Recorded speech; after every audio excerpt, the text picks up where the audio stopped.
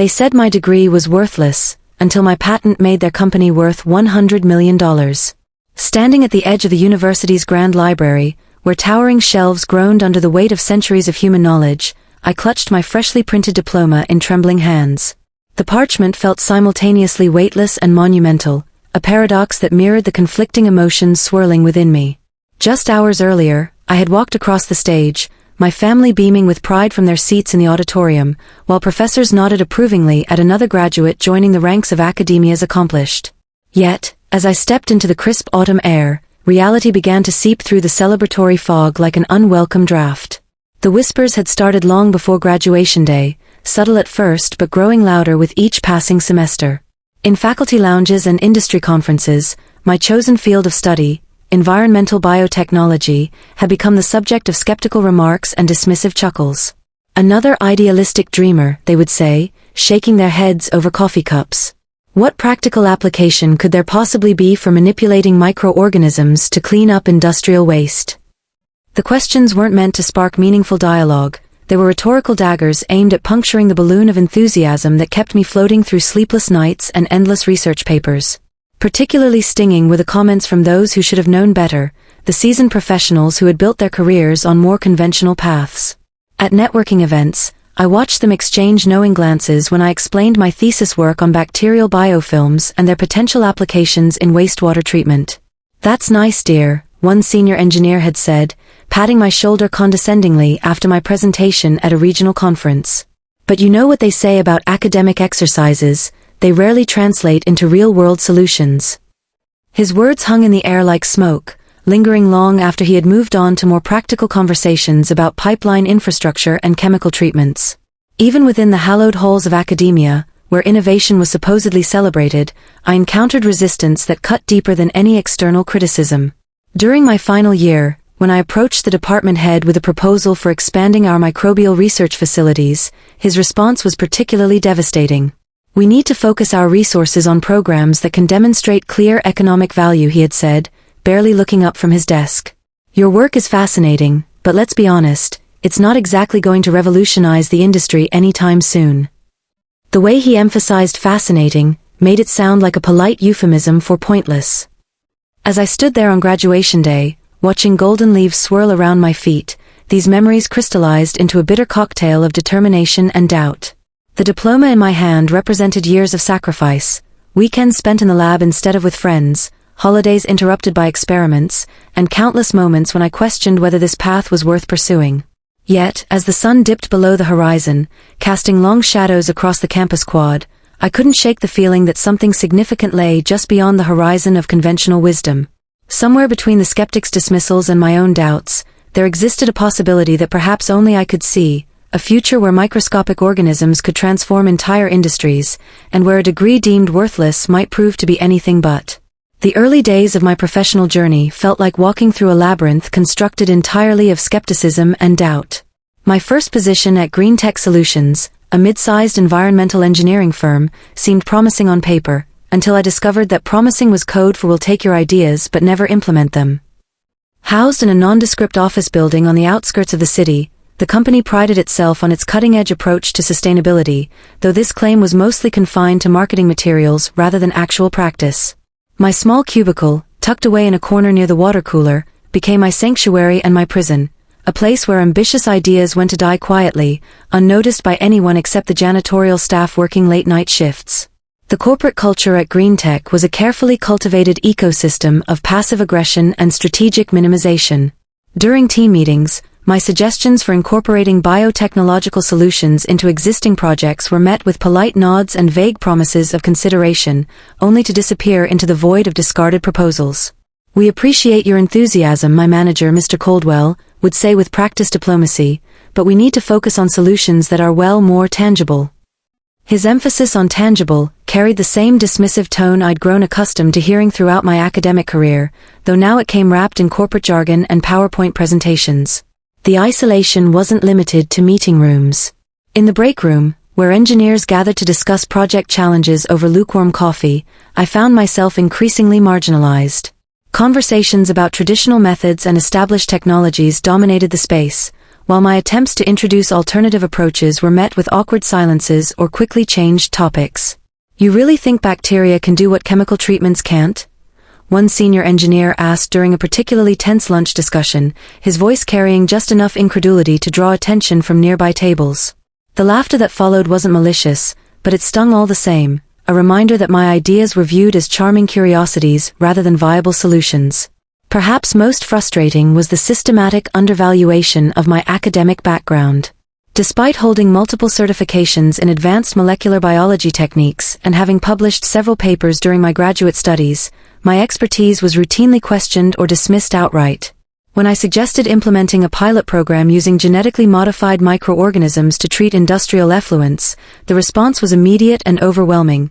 "This isn't academia anymore," one of the senior partners declared during a strategy meeting. "We deal with real-world solutions here."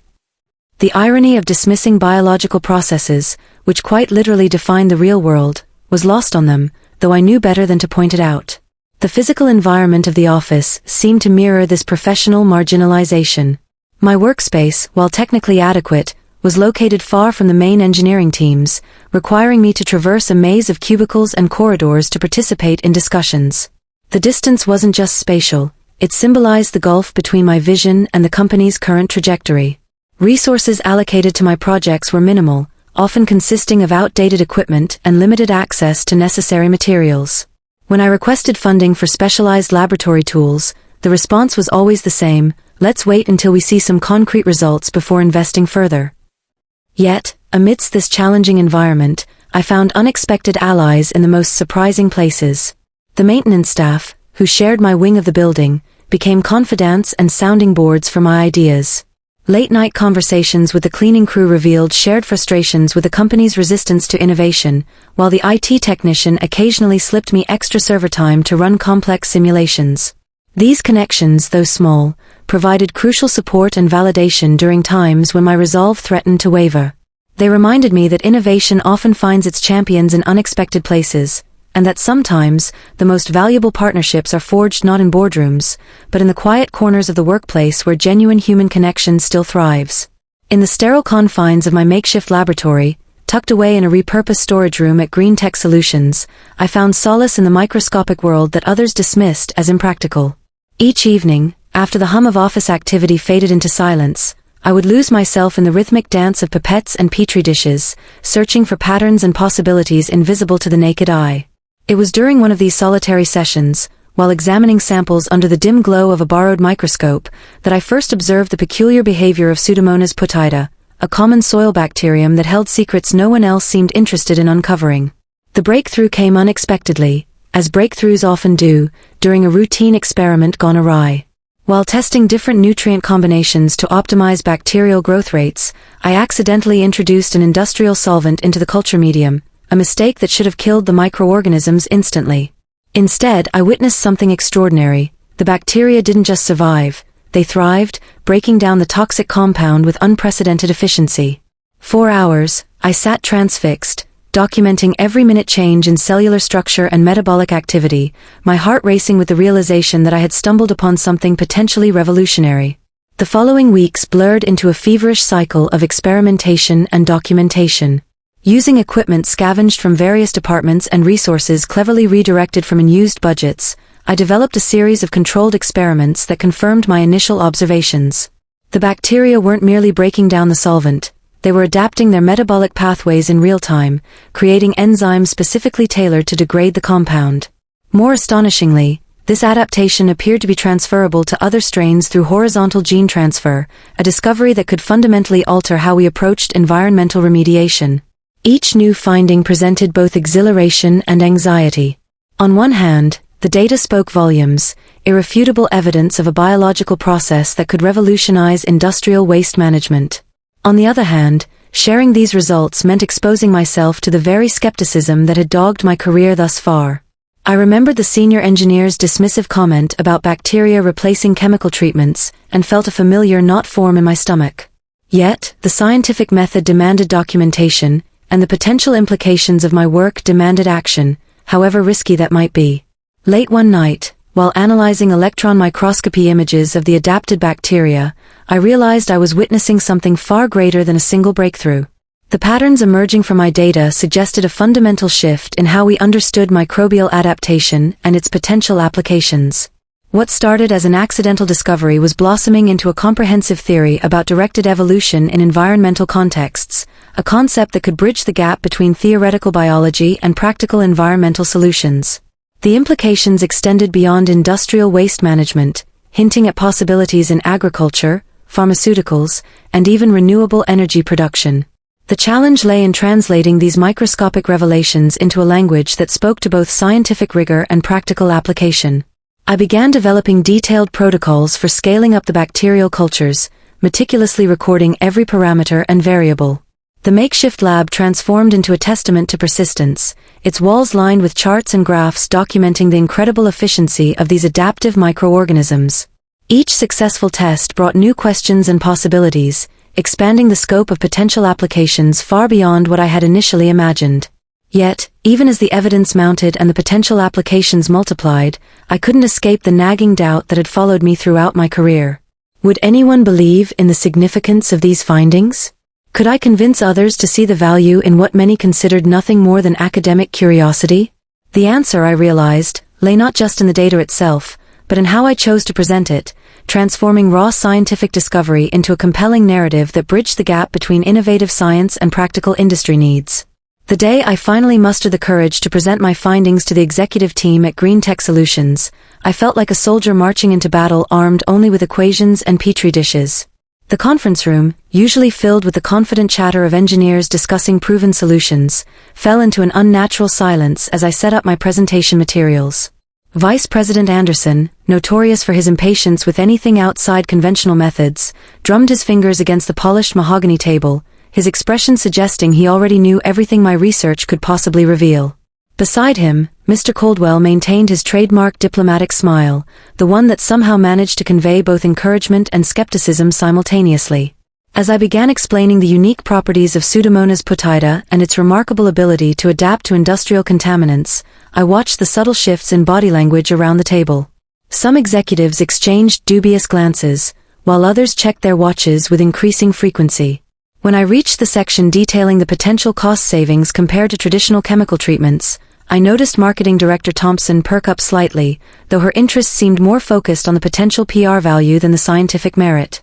So you're saying these little bugs can do the work of our entire chemical processing division? Anderson interrupted, his voice dripping with skepticism. And they won't mutate into something that eats our profits instead? The question triggered a wave of nervous laughter around the table, but I pressed on, presenting detailed cost-benefit analyses and environmental impact assessments. The numbers spoke for themselves: a 78% reduction in operational costs, a 92% decrease in hazardous waste production, and a projected 5-year return on investment that dwarfed any current project in development. Yet, as I moved through my slides, I detected a troubling pattern in the responses. Questions about implementation timelines focused exclusively on short-term feasibility, while concerns about regulatory approval seemed designed to highlight obstacles rather than seek solutions. This all sounds very academic, Coldwell finally interjected, using that damning word again. But have you considered the practical challenges of scaling this technology? Their resistance manifested in more subtle ways too. When I requested additional resources to develop a pilot program, the conversation shifted to budget constraints and competing priorities. Suggestions for integrating the technology into existing projects were met with vague promises of future consideration and requests for yet more data, despite the comprehensive documentation I had already provided. Even when I demonstrated live samples of the bacteria actively breaking down industrial solvents in real time, the response was muted, almost dismissive. It's impressive, certainly, Anderson conceded, leaning back in his chair. But we've built our reputation on reliable, proven methods. This is just too radical a departure. The most frustrating aspect wasn't their skepticism itself, but the way it masked deeper insecurities about innovation and change. During breaks in the presentation, I overheard fragments of conversations that revealed more than any formal feedback ever could. If this works, what happens to our current contracts? One manager whispered to another. And how do we explain this to shareholders? Added a third. The fear of disruption, of having to rewrite decades-old business models and training programs, seemed to outweigh any potential benefits. Each objection, each request for more data, served as another layer of bureaucratic insulation against the uncomfortable truth that sometimes, progress requires embracing uncertainty. As the meeting dragged on, I noticed how the technical merits of my research were gradually overshadowed by administrative concerns. Safety protocols became excuses for delay, liability considerations transformed into insurmountable barriers, and market readiness was cited as a reason to maintain the status quo. The irony wasn't lost on me. A company that marketed itself as an environmental innovator was now using every available argument to resist actual innovation. When I finally finished my presentation, the room fell silent, not with the awe of discovery, but with the heavy weight of institutional inertia. The vice president's concluding remarks summed it up perfectly. "Thank you for your thorough research. We'll need to consider this carefully before making any decisions." Translation: Your idea is interesting, but don't expect anything to change anytime soon. Despite the executive team's lukewarm reception, the practical applications of my research refused to remain confined to laboratory notebooks and PowerPoint presentations. As word of my findings spread through the company's lower echelons, I began receiving unsolicited visits from field engineers and project managers who had encountered problems my bacterial solution could address. One particularly memorable encounter occurred with Sarah Chen, a veteran site supervisor whose industrial wastewater treatment plant had been struggling with persistent contamination issues for months. "I know they told you to shelve your project," she said, pulling up a chair in my makeshift lab late one evening, "but I've got a situation that might benefit from your little helpers." Her hesitation in describing the bacteria revealed both skepticism and hope, a combination that characterized many of these unofficial consultations. These informal collaborations led to numerous clandestine trials across various green tech sites. At a textile manufacturing plant outside Chicago, we implemented a scaled-down version of the bacterial treatment system in a secondary processing line. The results were nothing short of spectacular. Within weeks, contaminant levels dropped to unprecedented lows, while operational costs decreased by 40%. However, success brought its own complications.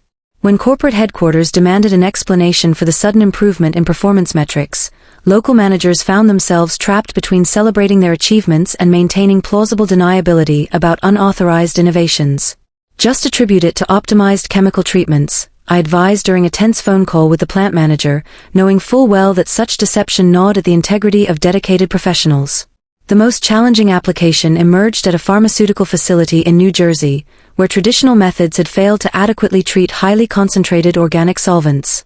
Working under the cover of routine maintenance upgrades, we introduced the adapted bacteria into their waste stream.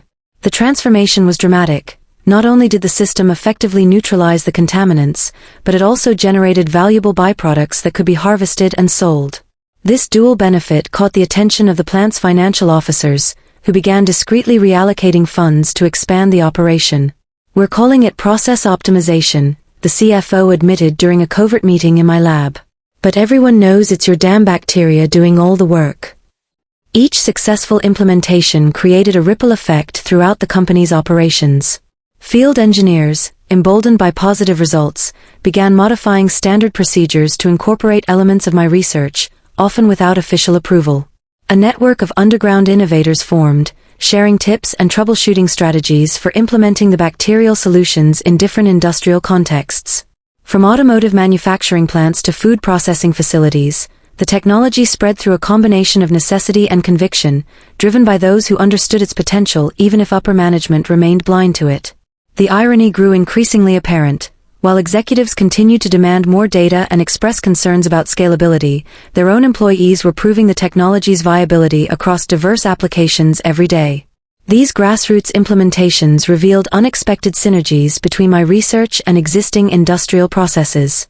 At a paper mill in Wisconsin, the bacteria not only treated effluents but also helped break down stubborn residues in processing equipment, reducing maintenance costs significantly. In California, a semiconductor fabrication plant discovered that the microorganisms could be trained to target specific metal contaminants, opening up possibilities in precision manufacturing applications. Each new discovery added layers of complexity and opportunity to the original concept, transforming what had started as a simple waste treatment solution into a multifaceted technological platform. Yet, with each success came increased tension between the official company stance and the reality of widespread adoption throughout its operations. The ethical implications of this shadow implementation weighed heavily on my conscience. While the technology clearly worked and addressed critical environmental challenges, the lack of formal recognition and proper safety protocols raised legitimate concerns. When a minor containment issue occurred at a Midwest facility, quickly resolved thanks to the bacteria's natural limitations, I found myself questioning whether this guerrilla approach to innovation was truly responsible. The incident highlighted the urgent need for proper documentation, standardized procedures, and transparent communication, elements that corporate resistance had prevented us from developing. Yet, abandoning these unofficial applications would mean sacrificing tangible environmental benefits and the trust we had built with field operators who had taken significant personal risks to implement the technology. As the network of unofficial implementations expanded, so did the complexity of managing relationships across different levels of the organization. Local managers learned to speak in code during official communications, while maintaining separate channels for coordinating enhancements and addressing challenges related to the bacterial systems. Site visits took on double meanings. Official inspections became opportunities to gather data and provide guidance on optimizing the technology, while regular maintenance checks served as cover for discussing improvements and modifications. This intricate dance of deception and dedication created a parallel organizational structure within Green Tech Solutions, one that operated according to its own rules and priorities, driven by conviction rather than corporate policy. The turning point arrived not through official channels or executive epiphanies, but through an unexpected alliance forged in the unlikeliest of circumstances. During a routine inspection at a struggling automotive parts manufacturer in Detroit, I encountered Marcus Reed, a grizzled production manager whose factory faced imminent closure due to repeated failures in meeting environmental regulations. "We've tried everything," he confessed during our initial meeting, gesturing toward mountains of paperwork documenting failed attempts at compliance. "The board's ready to shut us down next quarter unless we find a miracle solution." His desperation resonated deeply, reminding me of my own battles against institutional inertia, but what struck me most was the genuine concern in his eyes, not just for his job, but for the 100 families who depended on the plant's survival. Rather than proposing my bacterial solution outright, I spent 3 days walking the factory floor, observing operations, and speaking with workers at every level. The contamination problem proved more complex than initially described, involving multiple waste streams, varying chemical compositions, and strict production schedules that left little room for experimental solutions. Yet, as I analyzed the situation, patterns emerged that aligned perfectly with the adaptive capabilities of Pseudomonas putida. What if we could create a customized bacterial consortium that evolves with your production cycles? I proposed during a late-night strategy session. Reed's response was immediate and emphatic: "Do whatever it takes. If this works, I'll make sure the whole damn industry knows about it." The implementation at Reed's facility became a masterclass in covert innovation. Working under the guise of emergency protocol adjustments, we installed a modular system that could be quickly dismantled if corporate auditors appeared. Night shifts became intense periods of observation and adjustment, with factory workers voluntarily staying late to monitor bacterial activity and document results. The sense of shared purpose transformed the atmosphere, where once there had been resignation and fear, now pulsed an electric current of hope and determination. "These little buggers are saving our jobs," one machine operator declared during a particularly successful trial run, his hands stained with grease but his face lit with genuine excitement. Success bred unexpected consequences. As contaminant levels plummeted and production efficiency improved, corporate headquarters demanded explanations. Rather than attempting to conceal the changes, Reed took a bold step. He invited top executives for a site visit, framing the improvements as part of an aggressive cost-cutting initiative. "Look at these numbers," he declared during the tour, pointing to charts showing dramatic reductions in waste treatment expenses and increased production capacity. "Whatever we're doing here, it's working better than anything we've tried before." The visiting executives, initially skeptical, found themselves confronted with irrefutable evidence of success: cleaner discharge, happier workers, and significantly improved bottom lines. Word of Reed's turnaround spread rapidly through industry networks, generating interest from competitors facing similar challenges. Suddenly, I found myself fielding inquiries from plant managers across the Midwest, each desperate to replicate the Detroit success story. The unofficial network of adopters expanded exponentially, creating a groundswell of support that corporate leadership could no longer ignore. Yet, What truly solidified the movement was the emergence of worker-led advocacy groups within adopting facilities. These grassroots organizations, composed of technicians, operators, and maintenance staff, became vocal champions of the technology, organizing workshops and sharing best practices through encrypted communication channels. The most profound impact emerged in the form of cross-industry collaboration. As news of the bacterial solution's versatility spread, unlikely alliances formed between sectors traditionally isolated from one another.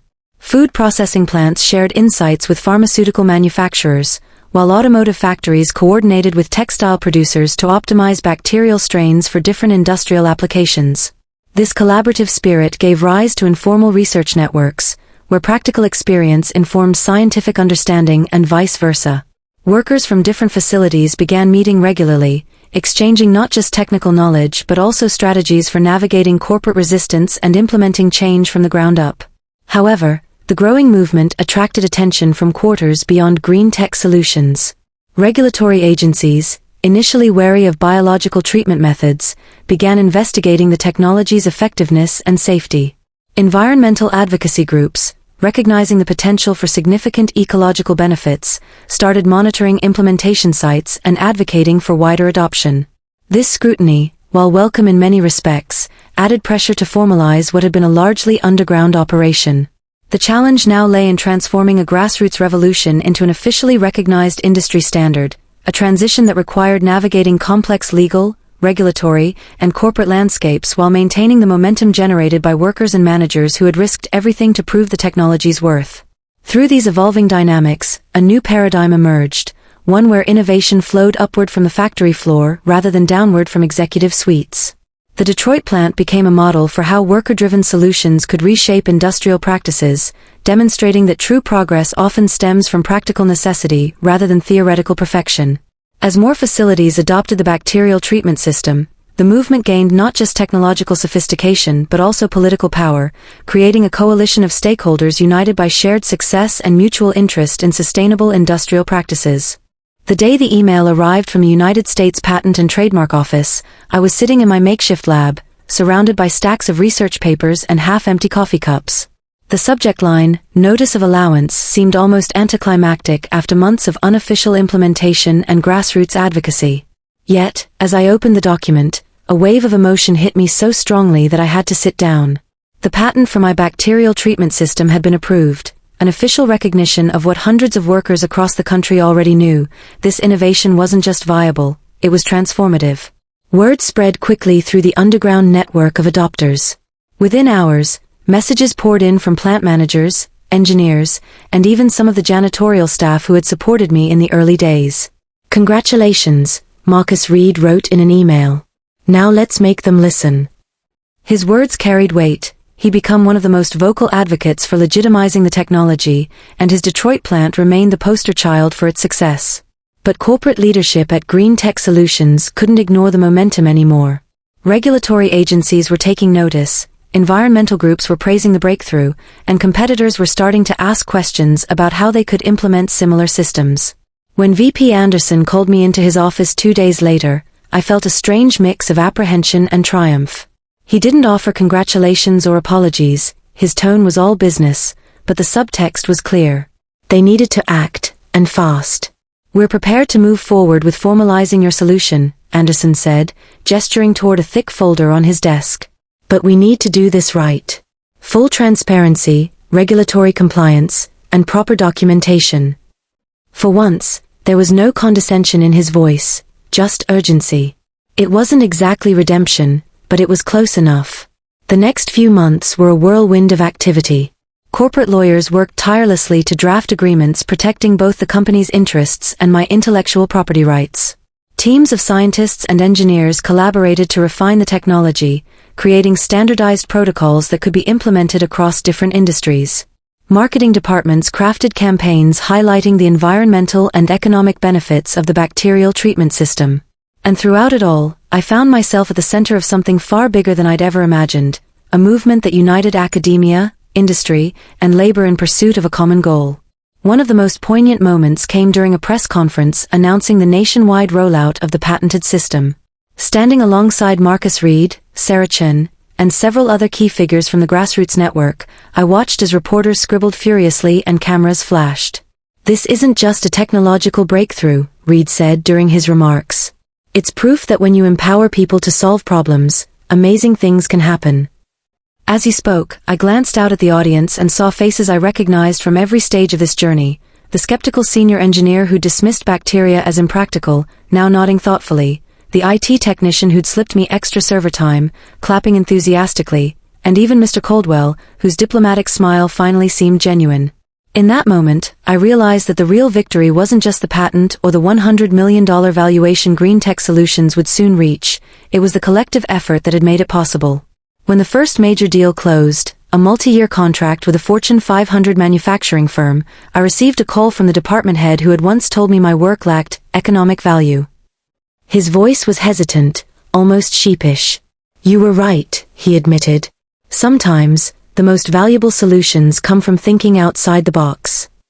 I thanked him politely, but inside, I felt a quiet satisfaction, not because I'd proven him wrong, but because I'd stayed true to my vision despite the doubts. The final piece of the puzzle fell into place when Green Tech Solutions established a dedicated division focused on biotechnological innovations. To my surprise, they asked me to lead it. The position came with resources, autonomy, and a mandate to explore new applications for microbial technologies. But more importantly, it gave me a platform to mentor young researchers and ensure that future innovators wouldn't face the same skepticism I had.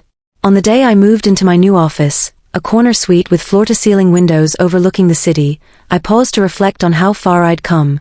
My diploma, once mocked as worthless, now hung proudly on the wall, a testament to the power of persistence and belief in one's ideas. The journey hadn't been easy, but it had taught me invaluable lessons about resilience, collaboration, and the importance of staying grounded in purpose. As I sat at my desk reviewing proposals for upcoming projects, I noticed a small envelope tucked under a stack of papers. Inside was a handwritten note from Marcus Reed: "Never forget where this started." Not in a boardroom or a lab, but on a factory floor with people who believed in doing what was right, even if no one else did. Tears welled up in my eyes as I read those words. They reminded me that while patents and valuations measure success in dollars and cents, the true worth of any achievement lies in its ability to inspire others. And inspire it did. Across industries, workers and leaders alike began embracing unconventional solutions, proving that progress often begins not with grand pronouncements, but with quiet determination. In the years that followed, the bacterial treatment system became a cornerstone of sustainable industrial practices worldwide. Textbooks cited it as a case study in innovation, universities revamped their curricula to include biotechnology applications, and countless students pursued careers in fields once considered impractical. None of it would have happened without the courage of those who dared to challenge the status quo, and the little bacterium that refused to conform. And so, as I looked out over the city skyline, I smiled, knowing that the story didn't end here. It was just the beginning of a brighter, cleaner, and more innovative future, one built not by doubters, but by dreamers who refused to give up.